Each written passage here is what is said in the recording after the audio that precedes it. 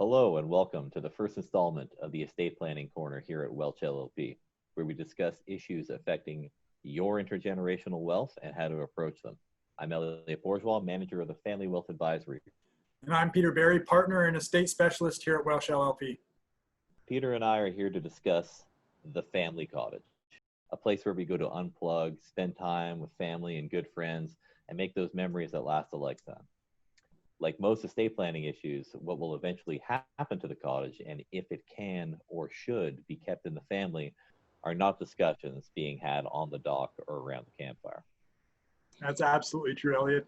And now cottages are one of the most emotionally sensitive assets and one of the assets that causes the most disputes within estates. So keeping the cottage within the family is a very, very big challenge. Now, much of the friction can be mitigated through proactive planning. So Elliot, as we think about an estate plan with a cottage involved, what are some of the issues or considerations that we should have when there's an asset that is a cottage within the estate? You really nailed it on the head, Peter, when you mentioned being proactive. You know, these are really conversations that you should be having while everybody is around to have them. Conversations to determine if the kids even want the cottage. Your dream of keeping the cottage in the family may not be as widespread as you think it is. Your beneficiaries may all jump in and express interest. You know, it is the family cottage. It's an emotionally charged asset, but don't take it at face value initially. Can they actually afford to keep it? If they can, is that somewhere where they're going to want to direct their time and energy and money? Does their family live close enough to use it? What's their marital situation? Does their son or daughter-in-law also have a family cottage, and will that be used? There could be the potential where the mood is split amongst your heirs. Now, equalization of inheritance becomes an issue. You can't really split that up down the middle. So the one who receives cash instead of the cottage is going to have to pay the tax bill for the cottage. So, Pete, can you explain exactly what are the tax consequences of holding a cottage at death and some ways that we might be able to mitigate those? In the Canadian tax system, you are deemed to have sold all of your assets at fair market value immediately prior to death. So there could be a significant capital gain in your final tax bill and a significant tax. Now, if there is a gain that you've had on the property for many, many years, then there could be significant tax related to that cottage property. Now, there is ways to mitigate this, one of which is referred to as the spousal rollover. And this occurs when you leave all of your assets to a surviving spouse. Everything transfers to the surviving spouse at cost, and there is no deemed disposition until the surviving spouse dies. So when we talk about estate planning, we're considering the situation where the final person or the final spouse dies. There's also the principal residence exemption. And this exemption is only applicable to one property in any given year. So if you do own a home and a cottage, a determination needs to be made as to which property the principal residence exemption is going to be applied to in order to mitigate the most amount of tax. Now, there is something that we hear frequently, which is, I'm just going to gift the cottage to my heirs, or I'm going to sell it to them for nominal value. Now, let me be clear on this. Even if you gift or sell the property for less than fair market value, you're deemed to have sold the property for fair market value, and you have the full gain that you have to pay the tax on. So this is never an advisable option. If you sell it at less than fair market value, you're deemed to have sold it for fair market value. However, your heirs inherit the property or get the property for the cost base that they bought it at. So as a result, their cost base is going to be lower, and when they sell the property eventually, they're going to be paying tax on the capital gain that you've already paid tax on. This situation results in double taxation, which is never a good result. One of the good proactive planning techniques that we use is selling the property to your heirs in advance of your death.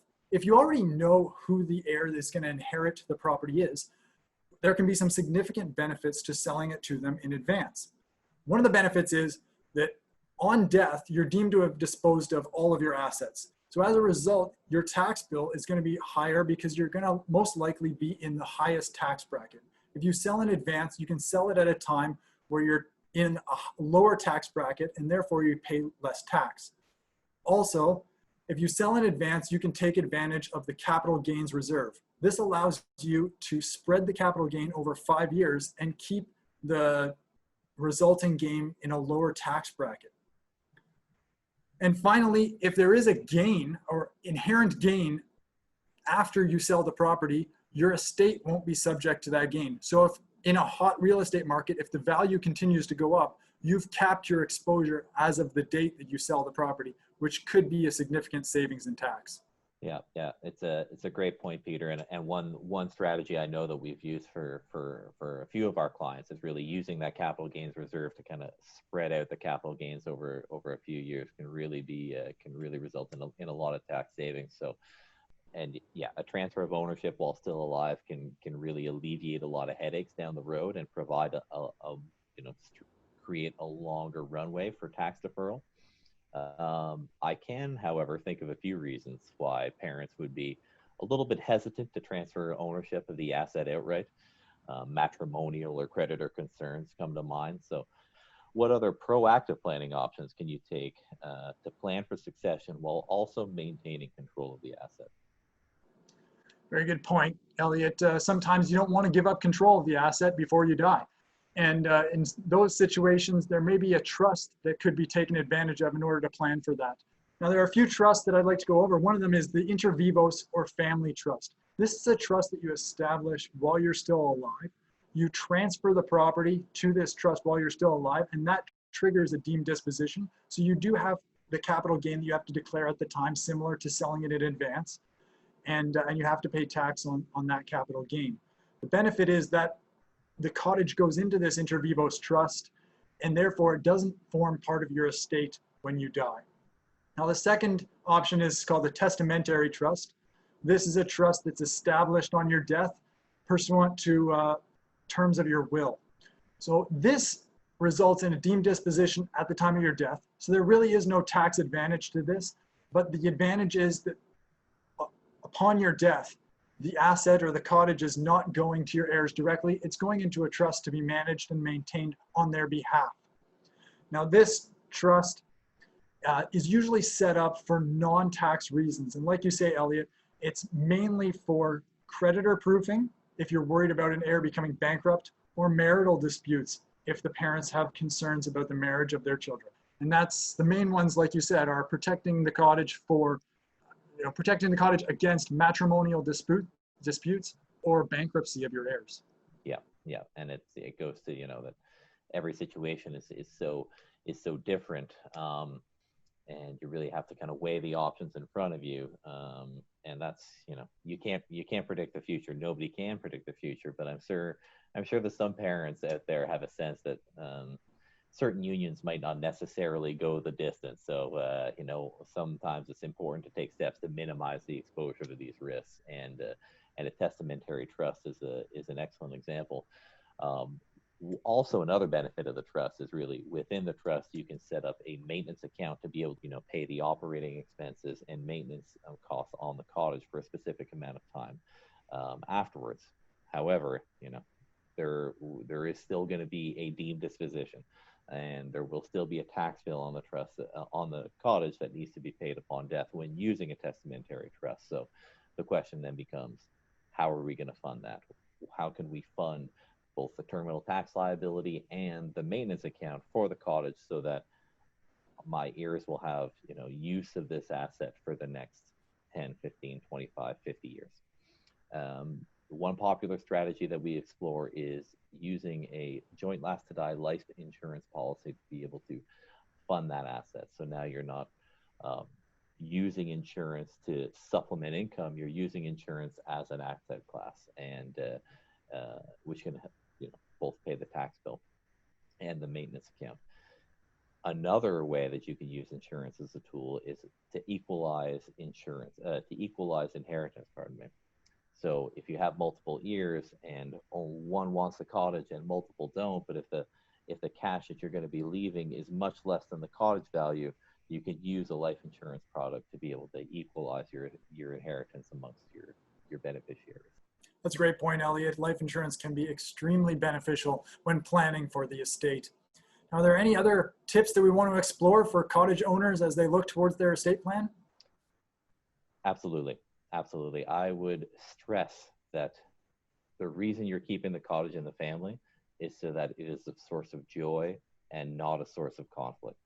And you mentioned it on the outset, it is the most emotionally charged asset in an estate. So you really want to try to do as much as you can to minimize the sources of conflict. And when multiple parties have a stake in an asset, no matter the ownership format, it's critical to establish governance. And one way to do that is a share ownership agreement. And with, at minimum, in the share ownership agreement, you're going to want to outline how decisions are going to be made. You know, what happens when an owner wants out? How will the property be managed? You know, even down to the details of what color are we going to decide to paint it? You know, how are decisions involving this cottage going to be made? Put that down on paper. Get a usage schedule down on paper as well. So understand when people are going to be using the cottage, when it might be available to rent out to a third party, and differentiate between exclusive and shared usage as well. And then it comes down to costs. You know, understand and document what are the expected operating costs of this cottage and how will these costs be paid, but also large capital improvements as well. So the septic tank's going to need to be changed eventually, the dock as well. How are those costs going to be paid for, and where are they going to be paid from? So getting this down on paper is critical because you really want to minimize the source of potential conflicts. So as is the case with any estate plan, there's no one-size-fits-all strategy. It's all very dependent on your objectives and the family dynamic. But proactive planning can go a long way to make sure that your objectives are met and to make sure that there's tax minimization. Yeah, importantly, you know, you're not alone and you're not expected to have all the answers. So myself, Peter, and the team of trusted advisors here at Welch LLP are here to help outline your options so that you can make an informed decision that's best for your household and for the household of future generations. So thanks for tuning in to this edition of Estate Planning Corner. Goodbye, everyone. Bye-bye.